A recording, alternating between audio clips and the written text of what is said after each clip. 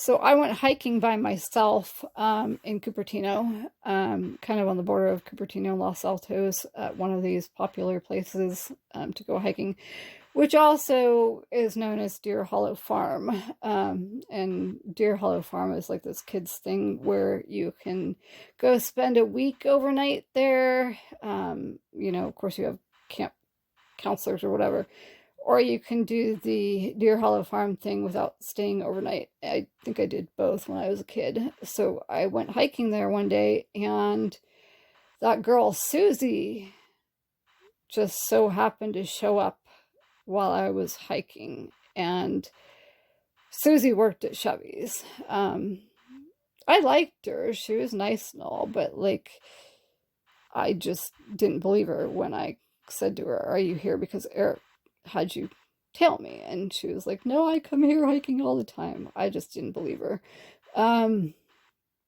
She drove this truck, by the way. It was like kind of this yellowish truck, and she told me she had a couple of DUIs or something, so she had one of those like ignitions where she had to breathe into some device in order to drive it.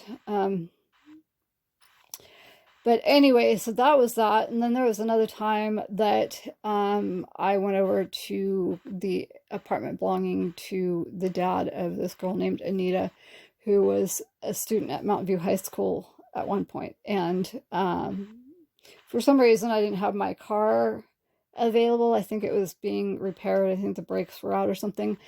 And so I decided, okay, I'll just walk to her dad's apartment, and it wasn't that far from Chevy's. And as I was walking there, Cheryl, this bartender at Chevy's, pulls up and she's like, "Get in." I'm like, "Why?" "I'm walking to Anita's." And she's like, "Eric told me to take you there." And I was like, okay, so like everybody just obeys this guy, and I'm not his slave. Sorry. But she kept insisting that she had to take me to Anita's, so I got in and she drove me to Anita's. And then, oh, life was always like that during that time period. Anytime I went anywhere, Eric had somebody keeping an eye on me. Yeah, I had no space. No space. Just did not appreciate that. And then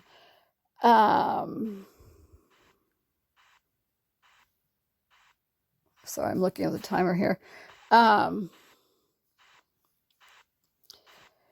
moved on somewhere else to Menlo Park, and some dude that I didn't even know says to me, "Aren't you Eric's girl?" I was in the bar at this restaurant in Menlo Park, and I was like, no. And he's like, "Didn't you hang out at Chevy's or something?" And I was like, yeah, but I'm not Eric's girl. And so then I just like let it go. But then like later on that night, I went to the payphone area of that place, and this guy comes up next to me as I'm talking on the payphone, and he looks at me while he's on the payphone next to me, and he's like, "Yeah, she's standing right next to me right now." And, it was obvious that he was on the phone with Eric. And, like, I was not happy about that at all. And that went on for a while. Like, it was just, not the most ideal situation. I don't know how long it took me to, or if I ever really did, kind of get him out of my life. Well, obviously I didn't, because when I was on the way to a doctor's appointment in January, his brother drove me to my goddamn doctor's appointment. But anyway, yeah, it just never ends. Yeah, so his brother might have been in town, for Christmas or something, or New Year's, or both, and decided to be an Uber or a Lyft driver Uber or Lyft driver for a day and drove me to my goddamn doctor's appointment. So I guess I really haven't gotten rid of him, in quotes, but like, I could swear he got married and has kids. As if he is actually an Eric Nealon. Who the hell knows? With all the narcs that have come through my life, all the people pretending to be people they aren't, like quote unquote David Cipriano.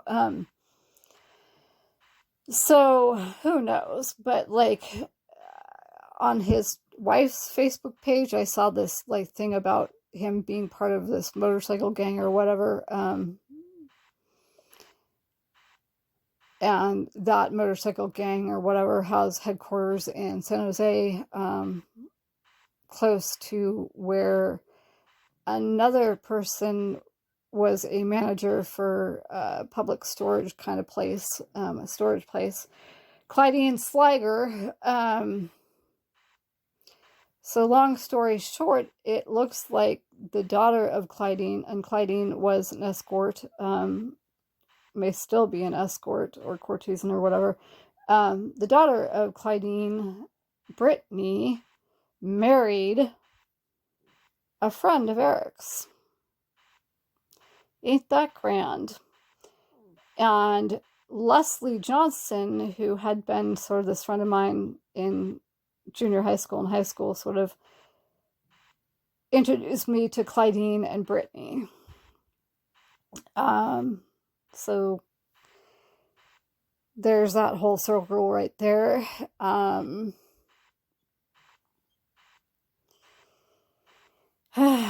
am so tired, and there's just so much of this. And I mean, this is all online anyway, but like, I just want to say it